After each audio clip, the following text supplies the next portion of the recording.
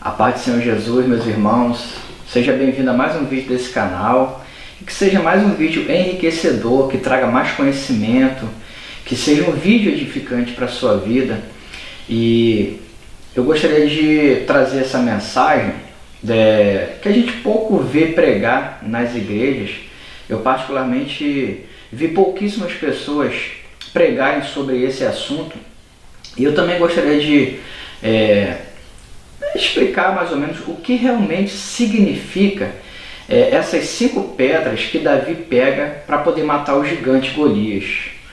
Tem algum significado bíblico? Tem alguma relação mística? Tem algum propósito nessas 5 pedras que Davi? Por que ele pegou 5? Não pegou 3? Não pegou 6 ou 10, né?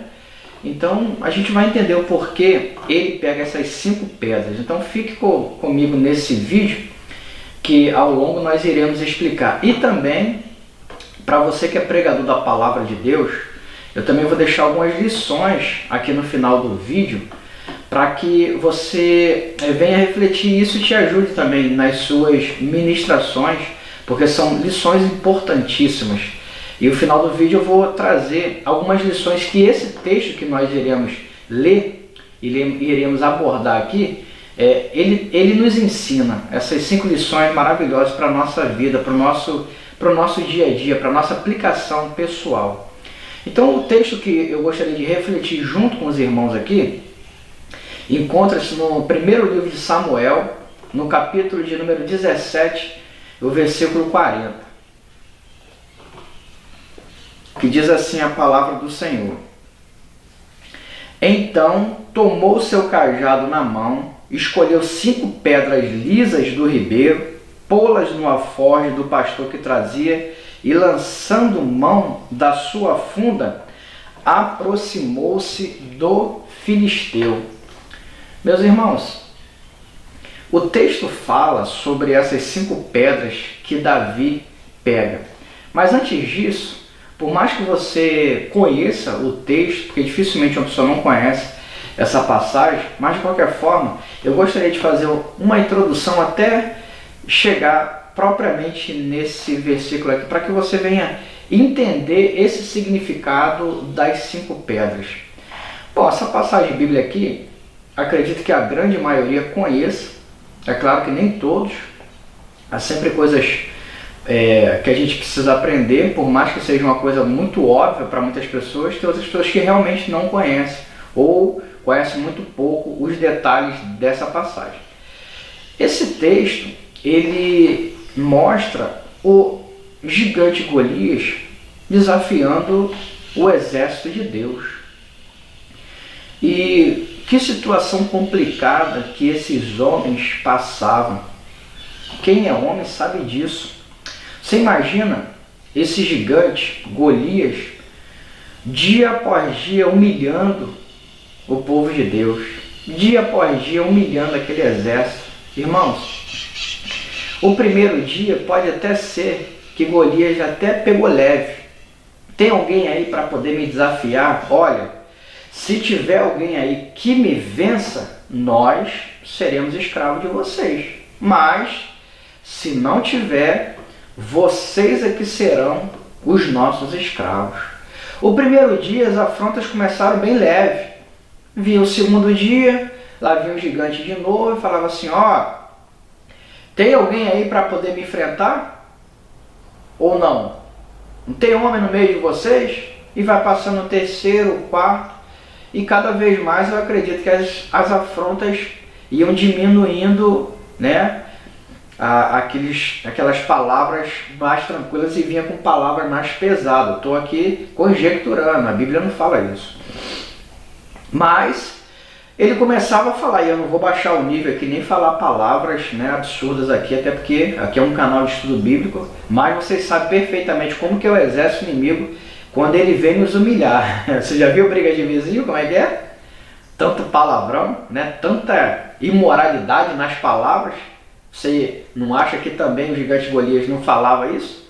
Você já viu briga de vizinho? Você acha que briga de vizinho é educada? Aí, por que você fez isso? Por que você ligou esse som tão alto e eu pedia educadamente para você abaixar? Irmãos, o nível é baixo. Você já viu briga de vizinho, né? O nível é, assim, assustador. E ele começou cada vez mais a descer aquele nível. Não tem macho aí no meio de vocês, não? Ou só tem rato? Ou só tem homem frouxo, covarde, né? E tem coisas que não dá para falar, né? Mas vocês podem deduzir palavras baixíssimas que ele humilhava. Você imagina, todo dia, aquele bando de soldados, aquele exército numeroso ouvindo aquilo ali, todo mundo, ó, quietinho, caladinho, né? Imagina um falando com o outro, fala assim, e aí, tem coragem de encarar esse gigante aí? Ele falou, não, eu não. Aí um falava pro outro, e você, tem coragem? Deus me livre, eu. Não, que eu tô fora, não tenho coragem de enfrentar esse gigante não. E dia após dia, ele vinha humilhar o exército. Você imagina que situação constrangedora e que situação, irmãos, que a pessoa passa por aquilo ali e não tem uma solução. Bom, a Bíblia vai dizer que um dia Jessé fala para o seu filho Davi levar pães, levar alimento para os seus irmãos que estavam na guerra. Né? Eliabe, Abinadab, Samar estavam lá junto com o exército de Saul. E Jessé fala assim, Davi, leva esse alimento aqui lá para os teus irmãos. Davi prontamente, né, prepara aquele alimento ali, vai levar o alimento para os seus irmãos. Até que quando ele chega lá, durante 40 dias, aquele gigante humilhou o exército. 40 dias afrontando, 40 dias debochando, 40 dias ali, ó, falando na cabeça daqueles soldados, e não havia um homem sequer para poder enfrentá-lo. Porque a Bíblia, irmãos, não relata nenhum homem que tentou enfrentar e morreu, tentou o segundo e morreu, tentou o terceiro. Não, ninguém teve coragem de enfrentar aquele gigante. Poderia um, pelo menos, falar assim, não, eu não admito falar isso, deixa que eu enfrento. E de repente tentou enfrentar o gigante Golias e perdeu. Veio o segundo, também tentou e perdeu. Mas, irmãos, a Bíblia não relata nenhum homem teve coragem de enfrentar aquele gigante. Mas Davi, levando seu alimento, desce até seus irmãos lá. Irmãos, quando Eliabe vê Davi, já começa a debochar dele. Davi, tu está fazendo o que aqui? O que você está fazendo aqui? E Davi pergunta, quem é? Porque Davi, quando ouve aquilo ali, irmãos, ele fica revoltado com aquelas palavras. Porque Davi ouviu a afronta de Golias. E Davi fala, quem é esse incircunciso para desafiar o exército do Deus vivo? E Eliabe ali, debochando de Davi. Davi, quem ficou com tuas ovelhas lá no pasto? Quem foi que ficou com ela? Vai lá cuidar das tuas ovelhas. E Davi falou assim, eu não posso nem fazer uma pergunta, parece briga de irmão, né? Irmão não tem essas briguinhas, né? Eu não posso fazer uma pergunta, não? E ele debocha do seu irmão Davi, né? E Davi, o que Davi faz, irmãos? Uma atitude que nós devemos fazer. Davi desvia do seu irmão. Ele sai e desvia do seu irmão. Por quê? Porque o irmão dele, irmão, não sabia a capacidade que tinha dentro de Davi. Eliabe mesmo não teve coragem de ir lá enfrentar. Eliabe não foi. Abinadab não foi. Samar também não foi. E quando eles olham para a situação de Davi, com coragem para enfrentar o gigante, eles debocham. E é assim que acontece na nossa vida, irmão.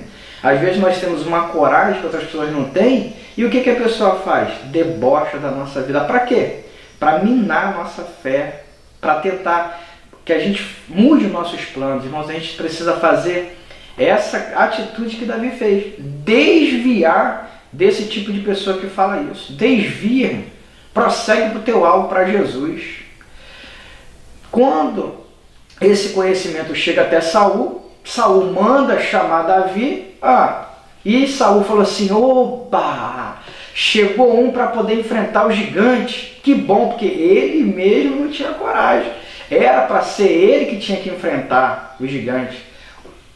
Era o mais alto de Israel, era o rei, era um homem valente, forte, mas cadê a coragem? Cadê a coragem para enfrentar o gigante? Porque ele estava morrendo de medo. Quando chega ao conhecimento dele, depois de 40 dias, sem ter um voluntário, ninguém chegando, Saul, não tem ninguém. Primeira notícia que Saul recebe, fala assim, Saul, tem um aí que quer enfrentar, manda entrar, manda entrar. Quando entra, irmão, Davi, você imagina a cara de Saul olhando para Davi e falar assim, meu Deus, não tem aqueles emojis assim do pessoal com a mão na testa assim, né? Você imagina Saul fazendo mais ou menos isso, né? Botando a mão na testa e falando assim, esse aí que vai enfrentar o Golias? Meu Deus, estamos arruinados mesmo. Mas, o que Saul faz? Irmãos, a mesma coisa como o irmão dele fez, Eliabe. Ele debocha de Davi. Mas a Bíblia fala isso?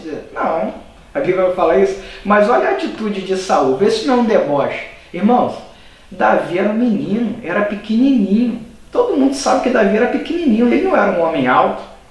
E Saul, a Bíblia fala que ele era alto, muito alto.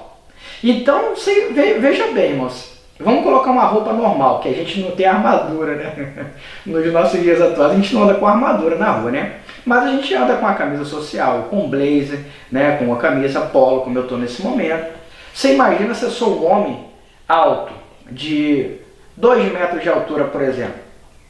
Se chegar um jovem adolescente baixo, eu, um homem alto, eu não sou alto, vocês estão vendo que eu não sou alto, sou baixo, mas você imagina se eu tivesse 2 metros de altura. Você acha que eu colocaria a minha camisa num garoto? Irmão, aquela camisa vai ficar quase como um vestido, uma coisa muito grande. Para que eu vou colocar aquela camisa? O que eu deveria fazer? Eu, como Saul, o que Saul deveria ter feito? Pedir uma armadura mais ou menos do tamanho de Davi. Você não concorda comigo? Por que Saul tira a armadura dele para colocar em Davi? Quando a armadura de Saul é colocada em Davi, Davi não consegue nem andar. Muito pesado aquilo ali, muito grande. Você imagina aquela armadura enorme em um jovem, adolescente ainda. O que era aquilo ali? Não era um deboche? Porque ele sabe que aquilo ali não ia servir nele. E Davi fica incomodado com aquela armadura. Eu nunca usei isso, eu não estou acostumado a guerrear com isso. Isso aqui para mim não vai servir. E Saul também pergunta para ele, mas você é um gigante, um homem valente de guerra. Olha, você ainda é jovem, muito sem experiência, você não é guerreiro. E Davi mostra o currículo para ele. Não, olha, eu também já matei um leão. Vocês não viram, mas eu já matei o leão, matei também o urso. Nenhum de vocês aqui presenciaram isso, mas Deus me capacitou para matar o leão e o urso. E do mesmo jeito que eu matei o leão e o urso, eu também vou matar esse incircunciso. E Davi aceita aquele desafio. E o que Davi faz com aquele deboche de Saul, com aquela armadura? Ele se afasta dali e vai até um ribeiro, vai até um rio, e ele pega as 5 pedras. E é esse texto que nós lemos, esse versículo inicial que nós lemos aqui. E qual é o significado dessas 5 pedras que Davi pegou, irmãos? Irmãos, a Bíblia não fala nenhum significado dessas 5 pedras. Não há nada místico nessas 5 pedras. Poderia ter sido uma, poderia ter sido 3, poderia ter sido 10, 15, não importa quantas pedras. Não há nada bíblico que fala essas 5 pedras significa isso. E eu já vi alguns pregadores trazendo algumas coisas, falando que essas 5 pedras representavam na mensagem bíblica. Irmãos, você pode até falar isso de uma forma didática, mas você não pode dizer que o texto bíblico fala sobre isso, porque não fala. E às vezes os pregadores falam assim, olha, irmãos, A primeira pedra significa fé, e você precisa ter fé para enfrentar as barreiras. A segunda pedra significa obediência, você precisa ser obediente a Deus. A terceira fé significa gratidão, você precisa ter gratidão ao Senhor. A quarta, a palavra de Deus. A quinta, a oração. Irmãos, isso é coisa da nossa cabeça. Quando a gente estiver pregando, a gente não pode dizer que o texto bíblico fala sobre isso. As 5 pedras não querem dizer isso. Alguns pregadores, falam assim: olha, a primeira pedra é de ira, você não pode se irar, você não pode fazer isso. A segunda pedra é sobre ingratidão, você não pode ser ingrato. A terceira é de ódio, você não pode ter ódio. A outra pedra é de raiva, a outra pedra é de amargura, a outra pedra é sobre infelicidade. Irmãos, o texto bíblico não fala que essas 5 pedras representam isso. Você pode falar de uma forma didática, mas você não pode falar as 5 pedras representam isso. Alguns pregadores falam que as 5 pedras representavam a Torá, que são os 5 primeiros livros da Bíblia, que é o Pentateuco. Mas a Bíblia fala isso? Não fala. Então você não pode usar isso para dizer que o texto bíblico fala sobre isso. Irmãos, você conhece perfeitamente a história bíblica, você conhece as passagens, mas, como eu disse para você lá no início do vídeo, eu vou deixar para vocês aqui 5 lições que o texto diz. As 5 pedras não, mas que o texto diz, nós iremos aprender agora e refletir sobre algumas lições que este texto bíblico aqui nos ensina. A primeira lição que o texto nos ensina aqui é confiar sempre em Deus. A nossa confiança, irmão, ela tem que ser pautada sempre em Deus. Davi, quando aceita esse desafio, ele não vai por causa da capacidade dele. Ele não se acha bom porque ele enfrentou um urso, enfrentou um leão e agora vai enfrentar o gigante filisteu. Ele não fala, bate no peito e fala assim: eu sou bom mesmo. Esse é o grande erro de muitas pessoas, irmão. Acharem que são grandes pregadores, são grandes cantores e acham que a igreja está cheia porque ele está ali, porque está no cartaz que ele foi convidado para ser o pregador, que ele foi convidado para ser o cantor, e ele sabe que aonde ele vai arrasta multidões, como se ele fosse uma pessoa boa, como se ele fosse um homem inteligentíssimo que trouxesse uma palavra poderosíssima e que ele canta muito bem, ou ela canta muito bem, a voz é linda. Irmãos, nós precisamos confiar em Deus, porque muitas pessoas que, entre aspas, ficaram famosos, ficaram conhecidas no mundo todo, no Brasil todo, muitas pessoas tombaram, caíram. Por quê? Orgulho, prepotência, soberba e muitos pecados escondidos. E do mesmo jeito que são conhecidas no Brasil todo, também quando cai, o Brasil todo toma conhecimento. Uma coisa sou eu desconhecido, irmão. Se eu erro, se eu cometo algum erro, se eu cometo algum pecado, irmãos, minha família toma conhecimento, meia dúzia dos meus amigos tomam conhecimento, mas o Brasil todo vai tomar conhecimento. Quem sou eu? Eu não sou conhecido nacionalmente, não sou. Que Deus me guarde para que eu nunca erre. Mas, se eu um dia errar, irmãos, o país todo não vai tomar conhecimento do meu erro, porque eu não sou uma pessoa conhecida. Mas quando uma pessoa é conhecida, um cantor, um pregador, irmãos, muitos já erraram e erraram feio e acabaram, destruíram o seu ministério. Bebida alcoólica, droga, mulher, prostituição, adultério e tantas outras coisas que a gente poderia citar aqui. E são pessoas que eram, pelo menos a gente chamava de homem de Deus, mulheres de Deus, e a gente viu que não era nada disso. Ah, mas porque errou? Não. Era só uma capa ali. Era só um disfarce ali. Porque no fundo, não era nada daquilo. Era quase como profissional. É um profissional do canto. É um profissional da mensagem. Era uma pessoa que era paga e muito bem paga para pregar, para cantar, mas não era servo do Deus Altíssimo. Não era. Primeiro, com os cachês altíssimos, você já começa a descartar quem é servo de Deus ou não. Ah, mas não pode pregar? Olha, irmãos, eu já falei isso sobre outros vídeos. Se a gente olhar biblicamente, você via os homens de Deus enriquecendo por causa do Evangelho, como você vê nos dias atuais? Você via isso? As pessoas ficando ricas, andando de carrões, tudo bem, na época não tinha carro, eu entendo isso. Mas você via as pessoas perdendo a cabeça, sendo apedrejado, cuspido, preso, morto, por causa do Evangelho. O Evangelho bíblico, você via essas pessoas prosperando, ficando rico, comprando cada vez mais casa, comprando cada vez mais fazenda, cada vez mais posse.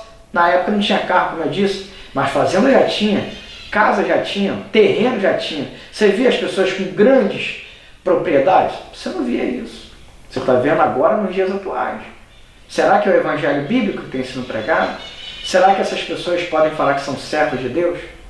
Irmãos, a confiança de Davi não estava na capacidade dele, mas a confiança dele estava em Deus, irmãos. Coloque sua confiança no Todo-Poderoso, porque bênçãos virá sobre a sua vida.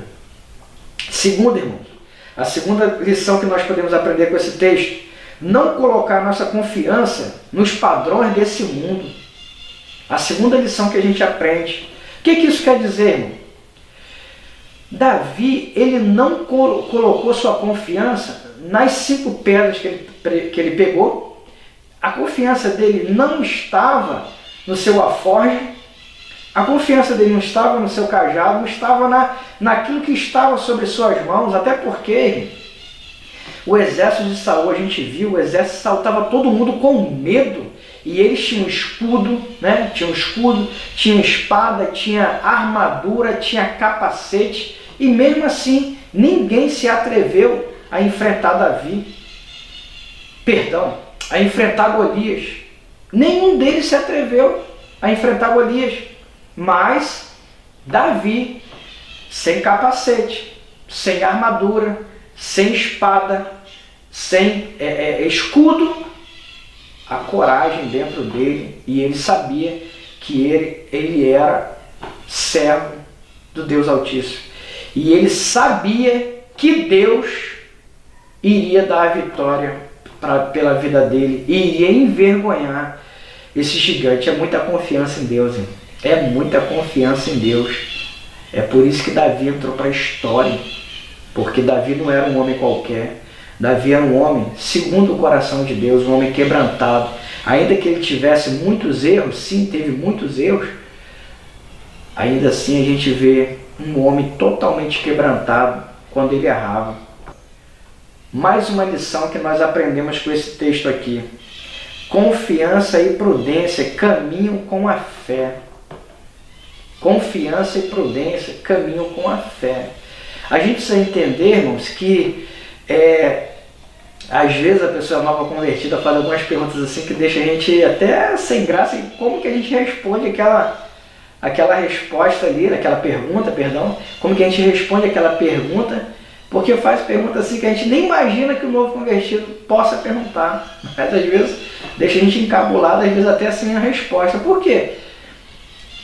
Se o novo convertido fala assim, mas por que ele não pegou apenas uma única pedra? Ele não poderia, já que ele só matou o gigante com uma, por que ele não pegou só uma? Por que 5? Irmãos, como eu disse, confiança e prudência tem que andar lado a lado. Davi poderia errar a primeira, poderia errar a segunda, a terceira, sim, poderia. Às vezes você poderia falar assim, mas não foi Deus que fez isso? Sim, irmãos, Deus, ele nos capacita. Não quer dizer que ele vai fazer tudo sozinho, ele é capaz. Ele pode fazer tudo sozinho, sem dúvida nenhuma. Ele não precisaria nem de pedra, irmão. Ele mataria um gigante com infarto. Não é verdade? Davi iria sem nada. Não, Davi não precisa levar nada, não. Primeiro que Deus nem mandou Davi fazer isso, né? É uma atitude que veio de Davi, claro. Tem a mão de Deus por trás, sem dúvida nenhuma. Sem dúvida nenhuma. Mas, em momento nenhum você vê a Bíblia falando assim, que Deus fala assim, Davi, dispõe-te, pega as tuas pedras, pega isso e vá lá e enfrenta o gigante Golias que eu vou te dar a vitória. Deus não fez isso, Deus não mandou Davi na frente do combate. Deus poderia, na frente de Davi, sem pedra nenhuma, Davi e o gigante Golias, sem pedra nenhuma, na frente, Davi fazendo aquela pose ali de Kung Fu, né, igual o Bruce Lee, sem pedra nenhuma. Na hora que o gigante viesse tentar matar Davi, Deus poderia matar o gigante com infarto, não poderia? Claro que poderia, ele é poderoso para isso. Mas, como eu disse, não quer dizer que uma pedrinha iria matar o gigante. Matou? Matou uma pedra só, foi a primeira. Mas ele foi prudente. Essa prudência a gente tem que ter, irmão. A gente não pode pensar que Deus vai fazer tudo sozinho. Ah, vou chegar aqui um exemplo simples, né, irmão? Pode ser uma bobeirinha, mas eu vou dar um exemplo simples. Vou chegar aqui no meu carro e eu não vou nem abrir a porta, porque eu sirvo ao Deus Todo-Poderoso e Deus tem poder para abrir a porta. Claro que tem, irmão. Claro que... Mas ele vai abrir? Não, não vai. Não vai abrir. Ele pode? Pode. Ele vai abrir a porta do carro para tu entrar? Oh, não vai, cara. Você que tem que abrir a porta, é você que tem que ligar, botar a chave e ligar o seu carro, você tem que dirigir seu carro, né? Ele vai dirigir para você só se tu tiver um Tesla, né? Um carro automático aí que o carro dirige para você, mas não é Deus que está dirigindo para você, é o carro automático ali que está dirigindo para você. Mas não é você que tem que fazer a sua parte?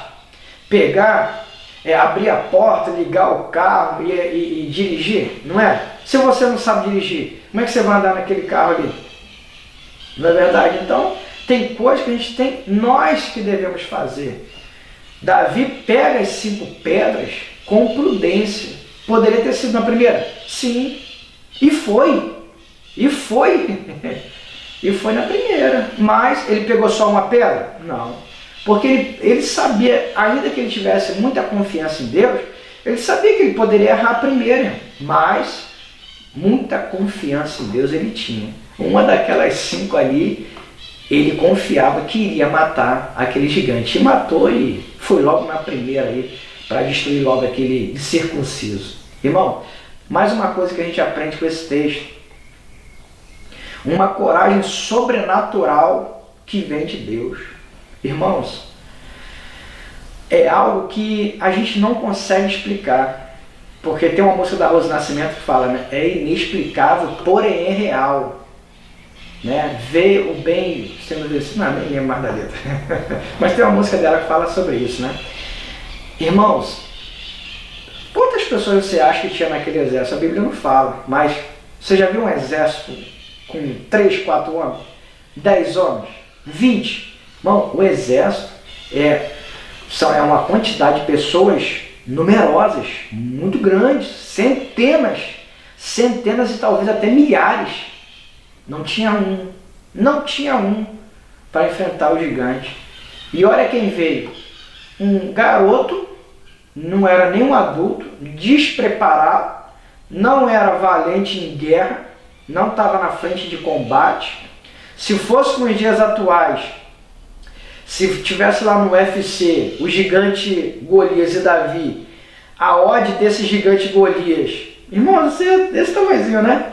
E a de Davi? E Davi, a odd já está em 1000. Quem iria apostar em Davi? Você iria apostar um combate hoje no UFC, Davi e Golias? Você iria colocar seu dinheiro? Não estou dizendo para você fazer isso, não. Pelo contrário, mas pelo contrário, irmão, nem faça isso. É só uma coisa aqui para atualizar o que acontece nos dias atuais. Não faça esse tipo de jogo, não entre nessas coisas, tá? É só uma ilustração aqui, não é para você, opa, despertou isso, não fala, opa, não, eu não estou incentivando ninguém. Pelo contrário, não entre nesse jogo, não faça isso. Só estou dizendo essas odds que é bem pequenininha para o favorito e altíssimo para a pessoa que não tem chance nenhuma em ganhar. Mas a confiança estava em Deus. A confiança de Davi estava no Todo-Poderoso. Uma outra lição que a gente aprende com esse texto aqui é a seguinte: Deus é especialista em causas impossíveis. Especialista, irmãos, em causas impossíveis. Irmãos, quantas passagens na Bíblia a gente pode citar e dizer que não tinha jeito, não tinha solução, não tinha outra alternativa, era impossível, mas Deus foi lá e fez. A gente pode citar a queda da muralha de Jericó, Ana quando era estéril, Abraão também, o mar vermelho, o sol parou, fogo desce do céu. Irmão, Eliseu, os ossos dele ressuscitando os mortos. Isso estou falando só o Antigo Testamento, hein? Fora os milagres sobrenaturais do Novo Testamento, irmãos. Quantas passagens a gente pode citar? Dezenas, centenas de milagres, coisas impossíveis para o homem, coisas que nenhum homem teria capacidade de fazer, a não ser o Todo-Poderoso. Confia no Senhor, a sua causa tem jeito, a sua enfermidade tem jeito, tem solução.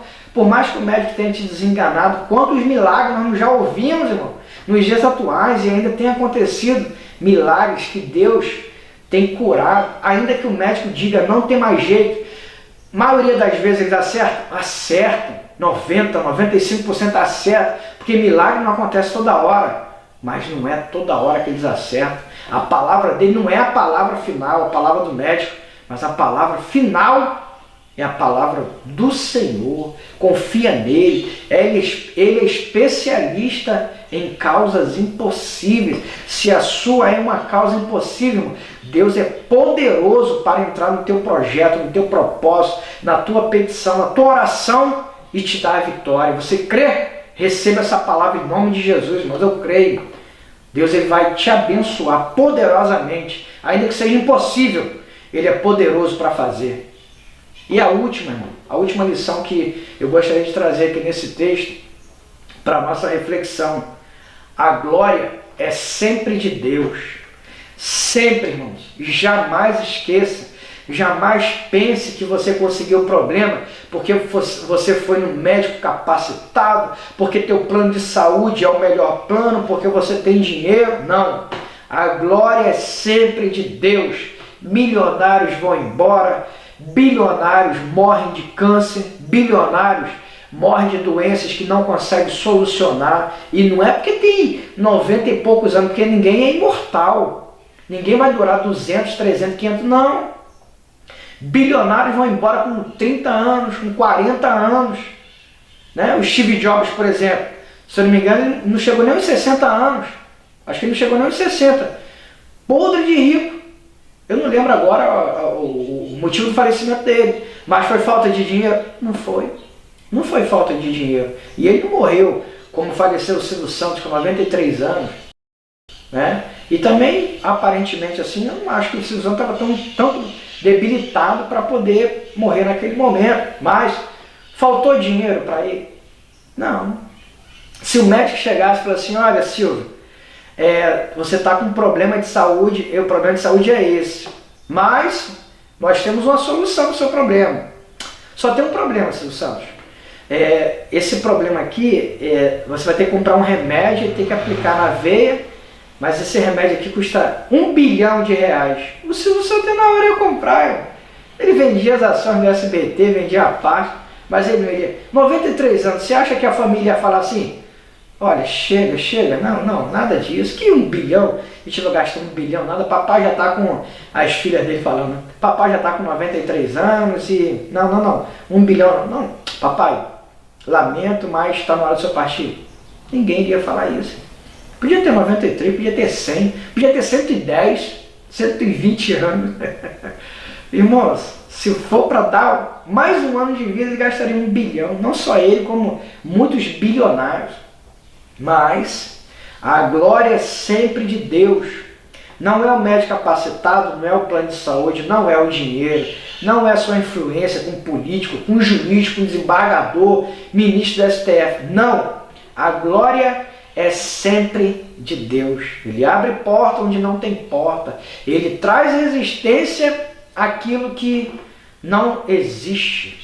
Irmãos, confia no Senhor, que Deus possa te abençoar poderosamente. Esse vídeo ficou um pouco longo, mas eu acredito que tenha sido enriquecedor, eu acredito que tenha te ensinado alguma coisa, e eu acredito sim que tenha sido edificante para a sua vida, irmão. E você sabe o fim da história de Davi e Golias, você sabe perfeitamente que os filisteus, Golias foi envergonhado, e Davi mata o gigante. E a glória do Senhor, o nome de Deus é glorificado. Não é o nome de Davi. Não foi o nome de Davi. Se trouxéssemos para os dias atuais, Davi não ia chegar nas redes sociais, Instagram, Facebook, não é nada disso. Olha, irmão, matei Golias, vocês fizeram, deixa eu fazer uma selfie aqui, vocês gravaram o vídeo. Não, não. A glória é sempre do Senhor. Faça tudo para a glória de Deus, irmãos. Que Deus abençoe sua vida em nome de Jesus. Até o próximo vídeo. Se você for aqui até o final, curta, comente, compartilhe o vídeo e, querendo Deus, até o próximo vídeo em nome de Jesus.